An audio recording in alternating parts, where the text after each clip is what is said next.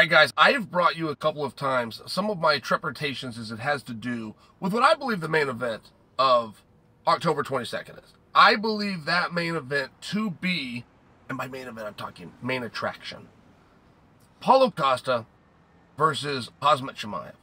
And I've had a couple of personal concerns about this match. I mean, one of my concerns with this match, with making it so overwhelmingly clear, and I'm speaking from a North American audience, but here in North America, that's the fight. And we generally won't buy a pay-per-view, particularly with this level of excitement and anticipation for a co-main event. And generally, Dana would not make a co-main event that was so awesome that it overshines his main event. But I am just speaking for North America. I don't know that Brazil would agree with me. I don't know that the Middle East would agree with me. I don't know that Russia would agree with me. Like, I have to make that point because someone somewhere wants Islam versus Charles. So, and it's relevant to understand, like, sometimes you have your thumb on things, and then sometimes you have your thumb on things enough to know there's a demographic and there's something that I'm not understanding. Now, I only bring this to you because one of my concerns with having a fight to this magnitude that is going to feed right into a top contenders fight, not to mention the fall is going to be pretty big here, right? Whoever wins this fight, I believe, will be announced quickly, as long as we don't have an injury, some kind of an unforeseen, as the next in line for Strickland. Whoever doesn't win, it's gonna be 2 and 3 years before that discussion even comes back, right? This is what we like as fans, right? We like these high-stake matches. Because of those things, I personally was worried that they would make it a 5-round contest. I don't like the 5-round contest. I don't. There's no other sport where when you get to the last of that for the evening that you change the rules. There's no Super Bowl that it's 5 quarters because it's the Super Bowl. Carl Lewis isn't running in the 100-yard dash, and when he gets to the gold medal match, he's got to go 102 yards. I mean, it's really strange to me. It's stranger to me that you have an athletic commission, 50 of them in this country, that hang their hat on fighter safety. You want to make the fight safer, make them shorter. That's obvious. That's not for debate. That is not for debate. Not only have they not done that, they haven't even suggested it. All that a commissioner would have to do is come out and suggest it. It could get voted down. But he would get recognized and get credit for actually taking a step to make a fight safer. Now, I bring it to you because it's also a different sport. If we went through that card and we were to look at odds, but then we started manipulating the rounds, you would have a very different contest. So, my other concern with this fight is neither of these two guys, Paulo Costa or Chimaev, and I got to tell you, I'm a fan of both. And by fan of both, I don't mean I like both guys. No, I'm not sitting on a fence here. I'm a fan. I follow their careers. I'm interested in who they're training with. I could tell you most of their competitions off the top of my head. I'm a fan. And being a fan and following their careers, they're both very busy on social media, and they're both very good at getting a message to their opponent. And both of these guys have been just as active on social media. Right? If you go, they average, I'm making up numbers, they average 10 tweets a week. Okay, great. They still are averaging 10 tweets a week.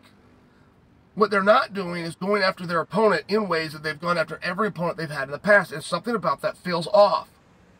And I'm suggesting and recommending that you bring in an alternate for that very reason.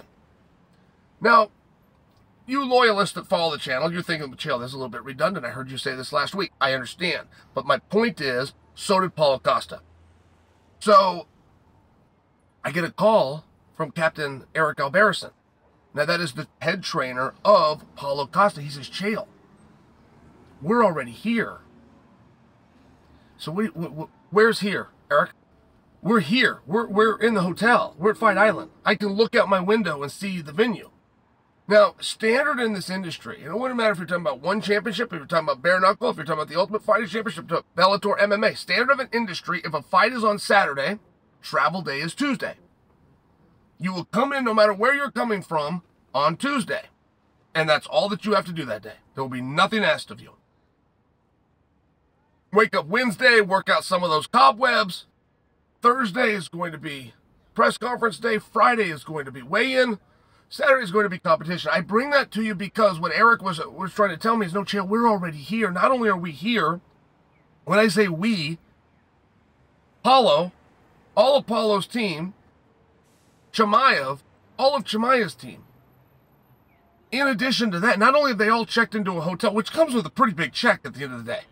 I mean, how many of these rooms do you have to get in one of the most beautiful pieces of architecture ever built, right? And how many rooms do you have to do? And you're gonna keep these guys there for a month. He said, no, Chael, we're here right now. You're not listening to what I'm saying. We're here now. We've already been here a month. It will be 7.5 weeks by the time the fight, from the day that we checked in. That's very interesting to me. That's very interesting, because I have thought, just look at the main event. You look at Charles and Islam. This is something that we're redoing. Same guy, same weight class, same title, same rules, same placement, same venue, same everything. We're redoing it. Well, the first time we did it, we weren't confident we could pull it off, so we had a backup fighter named Volkanovski. We're redoing it, and we don't have that backup fighter. Okay, fair enough. Not the fight anybody wants to see anyway. What about this co-main business? Who do we got for a backup fighter for that? So that's where this whole thing comes from. So now we're finding out that the UFC is in agreement with me. They understand the importance of that fight. And there also must have been something that didn't feel right, because they brought them out what will be 7.5 weeks early at the venue, checking their weight, watching them, keeping them safe, overseeing the training, whatever the situation might be. I just think it's awesome. I think it's an awesome story. I thought that you guys would want to hear it. I am disappointed that I hadn't been told that story, because I think it's very meaningful. I think it's a piece of this. The way that this fight got here, the fact that it was announced over 6 months ago for a co-main fight, the fact that we've all known this is the one for #1 contendership, but it hasn't been declared. In fact, it was only hinted at. It was only hinted at 3 days ago. The fact that Paulo Costa was pulled off of a Salt Lake card, interrupted a promised card to preserve him for this match, and now the fact that they will be there a total of 7.5 weeks early in the hotel doing their training camp there. That is a respect that I have never heard of paid to any athlete, to any fight. That is a respect that is not being shown and paid to the main event world championship fight of this card. We have never seen a co-main event like this before. We have never seen a co-main event of this magnitude. If I would have known, I would have flown there. I would have had this camera I'm talking to you guys on. I would have documented this entire thing. I hope somebody is. I would have documented the weight cut. I would have documented them passing each other in the lobby. I would have documented the training camps and the change in facility for both guys. I would have documented the struggles that Paulo Costa is going through being out of his comfort zone. It's slightly different for Chimaev, who has recently revealed to us that he has left Sweden and moved full-time. He now lives in Abu Dhabi. They're very different situations. We have asked Paulo Costa to cut weight and do a training camp in a foreign land. I'd have taken my camera. I'd have filmed this whole thing. For me, this is a big story. I'd like to know what you guys think.